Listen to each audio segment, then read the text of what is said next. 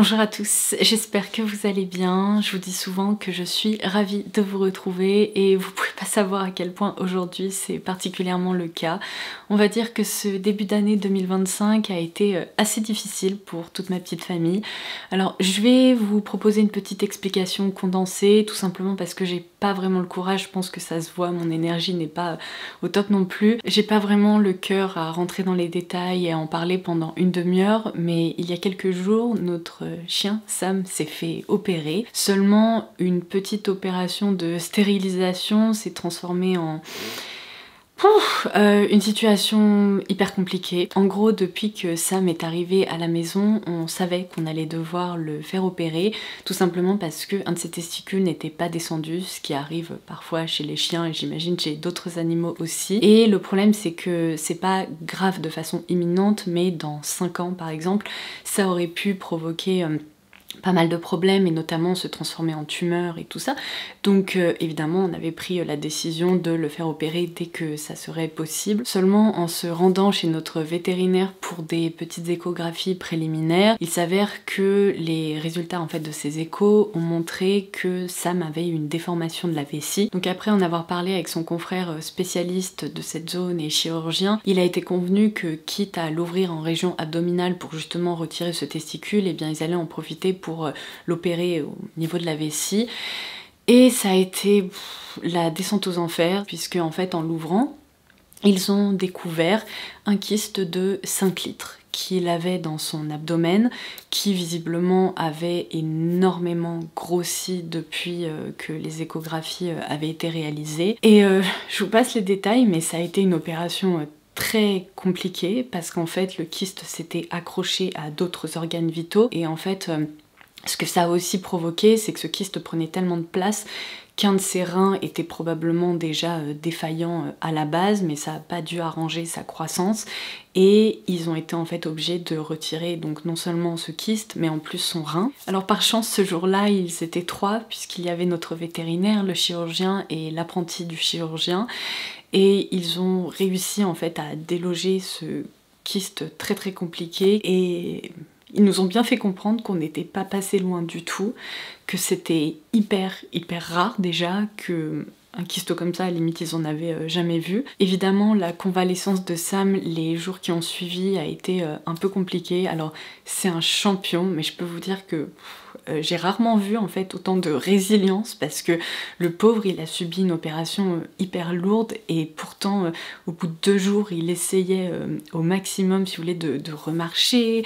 Il a remontré des signes un peu qu'on connaissait chez Sam avant son opération, et ça nous a fait un bien fou de voir ça, parce que pendant 48 heures, on était hyper mal. Donc ça commence à aller mieux et je suis tellement soulagée de vous dire ça, parce que je pense que vous savez, toutes les émotions, le stress, la boule au ventre et tout de ces derniers jours ont été un peu difficiles à appréhender, à vivre tout simplement. Donc voilà un peu les derniers jours qu'on a vécu. Donc aujourd'hui je ne savais même pas si j'allais trouver le temps de filmer et trouver l'énergie aussi de le faire, mais puisque Benjamin est resté en télétravail, qu'on est tous les deux aux côtés de Sam et qu'aujourd'hui il a surtout besoin de repos et qu'il allait quand même beaucoup mieux, je me suis dit que j'allais quand même en profiter pour me changer un peu les idées et vous proposer cette vidéo qui, vous allez le voir, va être hyper positive. J'ai envie de revenir avec une vidéo pour laquelle j'ai pas trop besoin de réfléchir, c'est-à-dire que je vais vous parler un peu de mon ressenti, mes expériences par rapport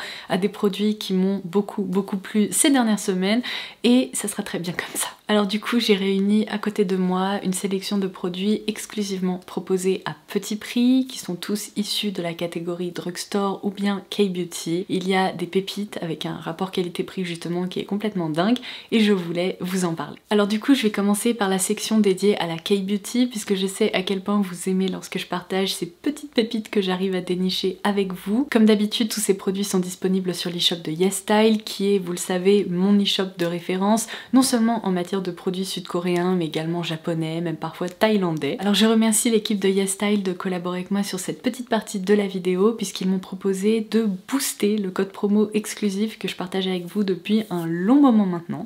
Donc vous pouvez désormais rentrer le code LODOS12 dans votre panier pour bénéficier de 12% de réduction des 59 € d'achat. Il est valable sur tous l'e-shop de YesStyle et il s'applique également sur les produits qui sont déjà remisés. Donc ça vous permet de choper mes favoris ou mes recommandations à moindre coût. Et pas que d'ailleurs, puisqu'il fonctionne sur tout le site. Donc s'il y a des produits que vous avez ajoutés dans votre wishlist ou que vous voulez commander, évidemment la réduction s'appliquera aussi dessus. Alors je vais commencer par ce qui a été mon plus gros coup de cœur de ces dernières semaines, puisque vous connaissez mon amour pour les fards à paupières lumineux et je dois dire que je n'ai pas été bluffée à ce point-là depuis longtemps. Donc il s'agit d'un fard à paupières liquide de la marque Judy Doll. Alors ce qui est assez étonnant, c'est qu'il le qualifie de fard à paupières liquide. Moi je dirais que c'est plutôt un eyeliner, mais qui peut tout à fait être détourné en tant que fard à paupières. En fait, c'est avant tout un concentré de lumière. Alors on y retrouve à l'intérieur une base vraiment métallique, nacrée, mais il y a aussi des micro-paillettes qui ont été incorporées, qui permettent vraiment de booster en fait son éclat, sa luminosité, et qui permettent notamment, grâce à ce petit embout très fin, un peu effet eyeliner, d'opter pour une touche lumière comme ça en coin interne. C'est évidemment le produit que j'ai appliqué aujourd'hui juste ici. Et si vous suivez mes vidéos, vous le savez, je passe ma vie à vous dire que je suis à la recherche du fard à paupières parfait pour le coin interne.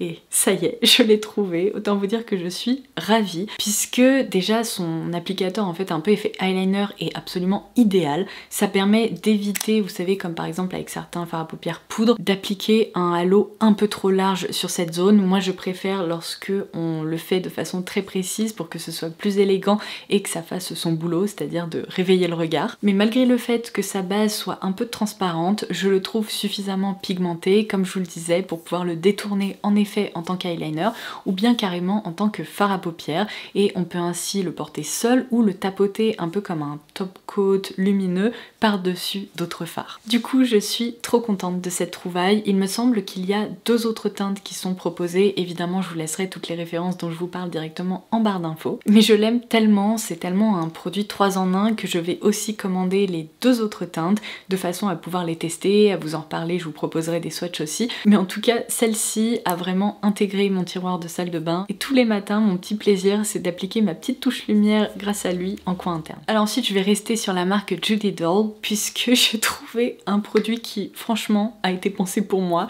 tout simplement parce que si vous me connaissez un petit peu, vous savez que j'adore les donuts, c'est vraiment un de mes desserts préférés, j'aime tous les tester, tous les goûter, je vous en parle souvent, mais bref, évidemment je suis aussi une amatrice d'highlighter, et regardez sur quoi je suis tombée. Non mais des highlighters en forme de donuts. J'adore, déjà ils me donnent le sourire, je les trouve trop cool, et franchement je pense que particulièrement celui-ci ça va vraiment être un de mes highlighters préférés de cette année. Non mais j'adore m'en servir. Donc il s'agit déjà d'highlighters alors qui sont très différents en fait pour ces deux teintes là. Donc je vais vous détailler justement leurs différences, puisque celui-ci comme vous pouvez le voir est un peu beige champagne assez neutre, tandis que celui-ci est blanc givré. Alors celui-ci pour moi c'est un peu une alternative à l'highlighter Fenty, vous savez, qui est un concentré de micro paillettes qui permet vraiment d'obtenir exactement le même rendu sur le visage.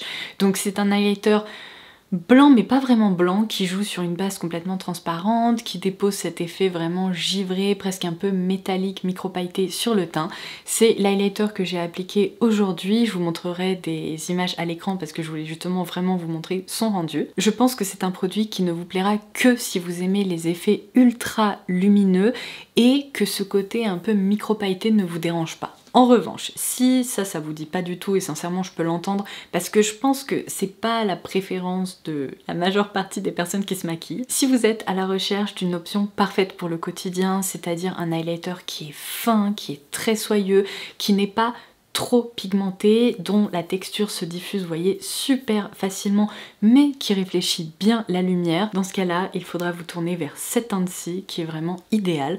Comme vous pouvez le voir, en fait, il y a un effet un peu nacré cette fois-ci. Il n'y a absolument aucune paillette, aucune micro-paillette ou quoi que ce soit. C'est vraiment plutôt un concentré de lumière qu'on va pouvoir diffuser de façon très naturel.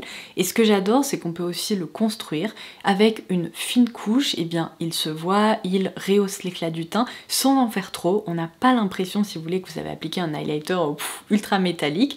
Et si vous voulez, vous pouvez continuer à en appliquer pour vraiment booster cet effet lumineux. Mais je dois dire que son avantage principal, c'est vraiment cette finesse, parce qu'il ne fait jamais bouger les produits de teint que vous avez appliqués au préalable. Donc il va pas marquer, il fait pas de traces, il se diffuse facilement et il tient très bien, puisqu'en fin de journée, mon highlighter est toujours en place. Ensuite, je vais vous parler d'un autre produit qui m'a vraiment donné le sourire et je pense que vous allez le trouver assez original. C'est une référence de chez Etude que je n'avais encore jamais testée, sur laquelle je m'étais encore jamais penchée et à vrai dire, je ne savais même pas qu'elle existait et pourtant, franchement, il mérite le détour. Il s'agit des Marker Tints. Donc en fait, ce sont vraiment des produits qui s'inspirent des feutres, donc des marqueurs, et c'est trop drôle parce qu'ils se présentent exactement comme des petits feutres. Non mais même le packaging me rappelle un peu les Crayolas et tout, et lorsque vous l'ouvrez, vous avez vraiment une pointe un peu effet feutre comme ça. Alors déjà, il possède cette odeur qui me rappelle un peu l'odeur de la salade de fruits. Bon, la plupart de toute façon des produits de K-Beauty pour les lèvres sont assez sensoriels, et là, c'est très agréable parce que c'est léger et en même temps c'est présent à l'application, mais à l'application seulement. Et si j'adore ces produits, c'est bien entendu pour leur facilité d'application, puisqu'on retrouve ici un tint qui est très aqueux mais très fin, qui se fixe et qui ne bouge absolument pas après l'application. Au bout de même pas 1 minute, ça y est, en fait votre produit à lèvres est en place.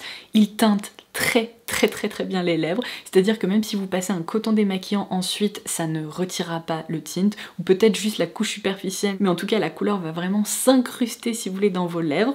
Donc c'est vraiment le produit parfait à porter au quotidien, parce que vous allez l'appliquer et ne même plus devoir y penser, puisque comme je vous le disais, sa base est parfaitement aqueuse. En fait, ce n'est pas un produit qui se sent, il va seulement teinter vos lèvres et il va pas déposer de couche glossy comme la plupart des encres à lèvres habituelles. Donc évidemment, ils sont aussi parfaitement sans transfert et c'est trop fun. C'est compact, ça tient bien, le concept est assez génial. Et vraiment, s'il vous intrigue, sachez qu'ils sont très réussis. Et alors dans la K-Beauty, je termine par cette dernière découverte qui est sincèrement l'un des produits les plus innovants que j'ai pu tester de toute ma vie. Mais je m'attendais pas en fait à tomber sur un produit aussi dingue, aussi original. Il faut que je vous explique parce que je n'ai jamais vu ça. Donc c'est un produit qui est proposé par la marque Dazik. Alors leur particularité, c'est que ces encres à lèvres s'appliquent comme la plupart des encres à lèvres. C'est-à-dire que leur base est assez aqueuse. Je vais sortir celui-ci que je porte aujourd'hui. Non mais regardez-moi ce packaging qui est tellement mignon avec des petites fraises comme ça dessus. Alors à ma connaissance, il n'y a que 2 gammes qui sont proposées pour le moment, une plutôt axée autour des couleurs roses, d'où la petite fraise, et une axée plutôt sur des teintes pêche, abricotées. Le packaging est un peu différent pour cette collection, ils ont opté pour un fini soft matte qui est tout doux comme ça, mais je vous confirme qu'il s'agit exactement de la même formule. Donc du coup, désolée, je me suis égarée, j'étais en train de vous dire que à l'application, ça ressemble parfaitement à une encre à lèvres. Si vous avez déjà testé mes recommandations chez Romance ou chez Cologram, c'est une texture que vous connaîtrez déjà, avec laquelle vous serez familier ou familière. Seulement ici, il se produit un truc complètement dingue lorsqu'elle se fixe et qu'elle sèche. En fait, si vous voulez, au lieu de rester glossy et de teinter les lèvres, elle va en effet teinter les lèvres, sauf que très rapidement, un fini soft matte va apparaître.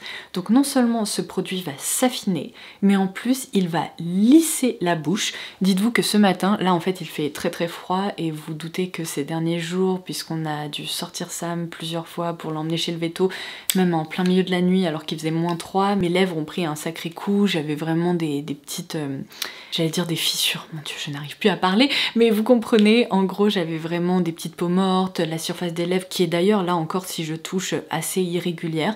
Et bien ce produit a permis, si vous voulez, de lisser en gros toutes ces petites peaux mortes, ces petites imperfections, et le fait qu'elles tiraillaient tout simplement pour les rendre plus confortables, puisqu'en fait au toucher, mais c'est incroyable, il y a vraiment cette couche un peu ouais, lissante, toute douce qui est apparue et qui est d'un confort complètement fou parce qu'en plus elle se fait oublier. Donc contrairement aux encres à lèvres qui sont glossy, qui restent très émollientes, celle-ci reste confortable mais offre un fini qui est trop beau, qui est vraiment hyper velouté en fait. Et je vais vous dire un truc, je pense que cette texture, ça va être la prochaine texture ultra tendance qui fera le buzz en Europe lorsque des équivalents arriveront, parce que ceux-là sont assez méconnus, mais je suis convaincue que des marques de cosmétiques européennes ou américaines vont une nouvelle fois s'inspirer de ça. Et franchement, je suis prête à mettre ma main à couper que d'ici 2-3 ans, on va retrouver un lancement similaire à celui-ci,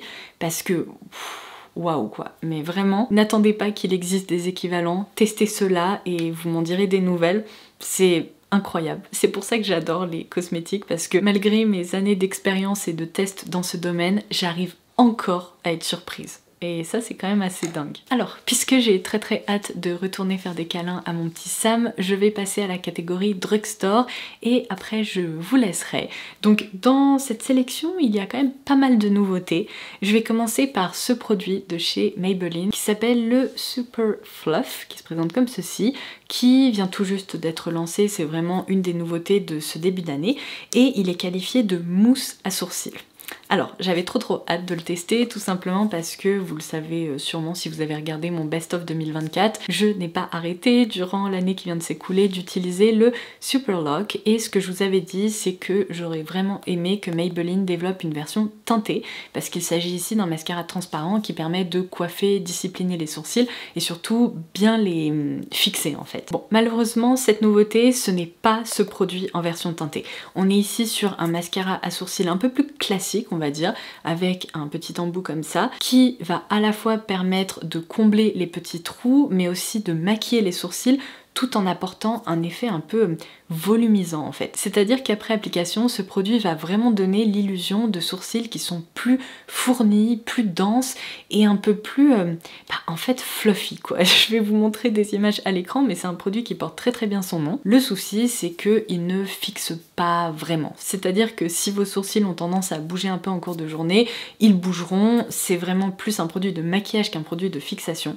En revanche, je dois dire que lorsque je me sers de celui-ci en première étape et celui-ci pour fixer le travail du coup réalisé avec ce mascara teinté, le rendu est trop joli. C'est ce que j'ai fait du coup ce matin et ça permet en fait de bénéficier encore une fois du meilleur des deux mondes. Et vous savez quoi, après réflexion, je pense que ce rendu est encore mieux que si Maybelline avait développé juste une version teintée de ce produit, tout simplement parce qu'il n'aurait pas été aussi densifiant et il n'aurait pas permis de maquiller aussi bien les sourcils. Alors ensuite, je voulais vous parler de mascara puisque je tiens ici 2 nouvelles versions de références que j'adore, dont je vous ai déjà beaucoup parlé.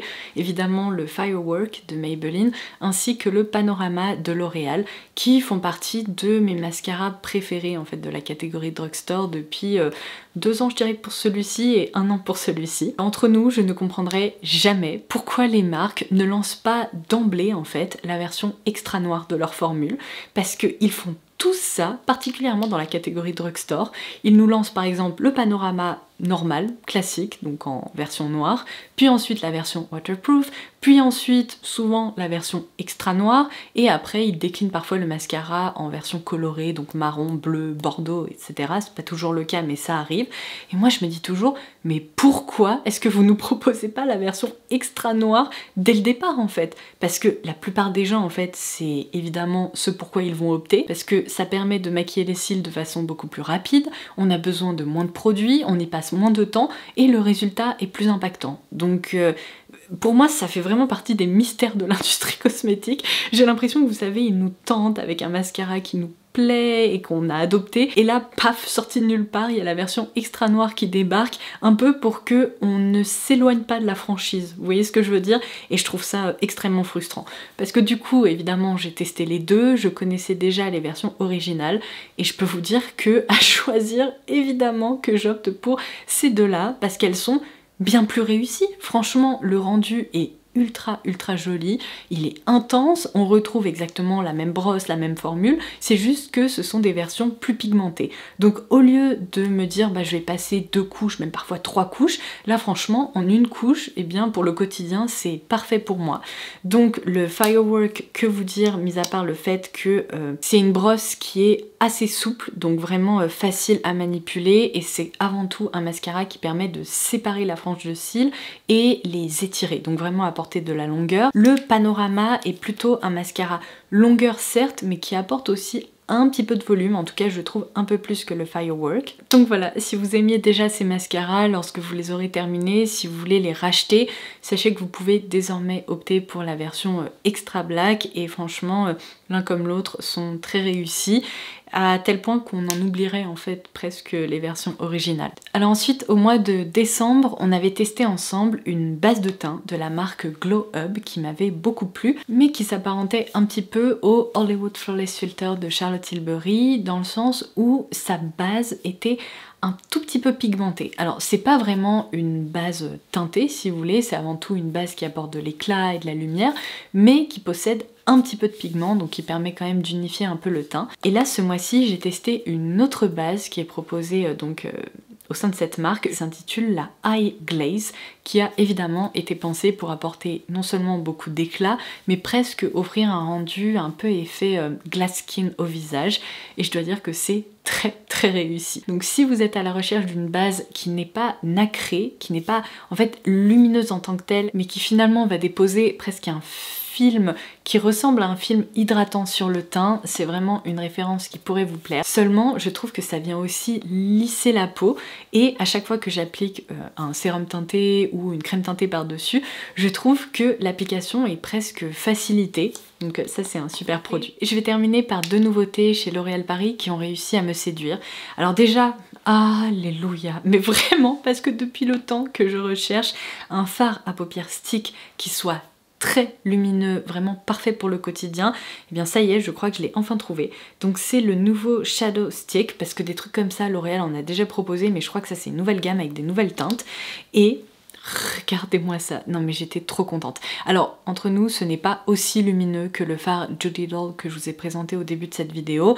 Là, à côté, il fait presque un peu de la peine, dans le sens où il est moins lumineux. En revanche, il est vraiment plus lumineux que la plupart des fards à paupières stick comme ça, puisqu'il dépose cet aspect un peu givré, encore une fois, sur la peau. Regardez, c'est trop beau, mais waouh, franchement, j'adore. En plus, ce que j'aime beaucoup, c'est qu'à l'application, on est presque sur un stick froid, un peu rafraîchissant, donc c'est très agréable à appliquer. Et évidemment, gardez en tête que l'avantage, c'est qu'une fois qu'il se fixe, il ne bouge pas, donc ça, c'est super pratique. Et enfin, en ce début d'année, ils ont également lancé les Lumi Liquid Blush, qui entre nous est vraiment leur interprétation des blush Sunkisser de Maybelline. La seule différence notable en fait entre ces deux gammes, c'est que les teintes qui sont proposées chez L'Oréal sont plus impactantes en fait. Elles sont globalement un peu plus foncées. Donc il y a celle-ci qui je crois en plus est la plus claire de la gamme, donc pour vous montrer c'est vraiment loin des teintes qui sont proposées chez Maybelline, donc ça c'est la True Rose.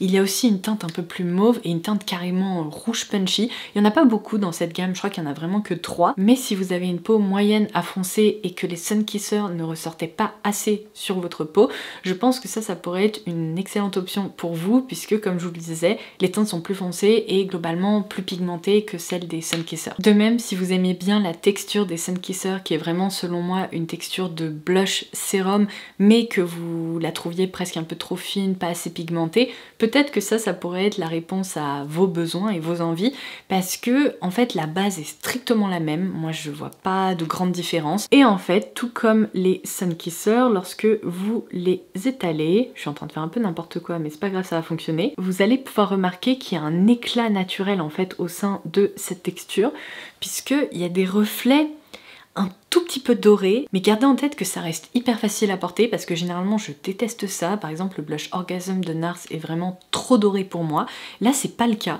En fait ça dépose presque un côté un peu nacré, lumineux, et c'est le genre de produit que j'adore dégainer durant le printemps-été parce que je trouve que ça permet de rehausser les joues de façon hyper naturelle, ça donne bonne mine, et c'est vrai que cette teinte est très jolie. Et d'ailleurs c'est celle que je porte aujourd'hui. Donc en gros, morale de l'histoire, si vous aimiez les Sunkisser, vous risquez très fortement d'apprécier ces nouveaux blushs. En revanche, si vous avez des choses à reprocher aux Sunkisser, peut-être que cette gamme répondra à vos attentes grâce à tout ce que je viens de vous préciser. Bon, et bien écoutez, ça sera tout pour aujourd'hui. Je pense que vous l'aurez remarqué, mais finalement, prendre le temps de vous filmer cette vidéo m'aura fait le plus grand bien. Ça m'a permis en quelque sorte de retrouver un sentiment de normalité qu'on avait vraiment perdu avec Benja ces derniers jours. Donc je suis contente de vous avoir retrouvé. je sais que tout va bien se passer, que on pourra très prochainement mettre cette mésaventure derrière nous. Et évidemment, on fait tout pour que notre petit Sam se remette sur pied rapidement et surtout très bien. Et voilà, on va continuer à prendre soin de lui. Donc sur ce, je vous embrasse. J'espère vraiment que cette vidéo vous aura plu et on se retrouve très vite dès que possible. Bye bye!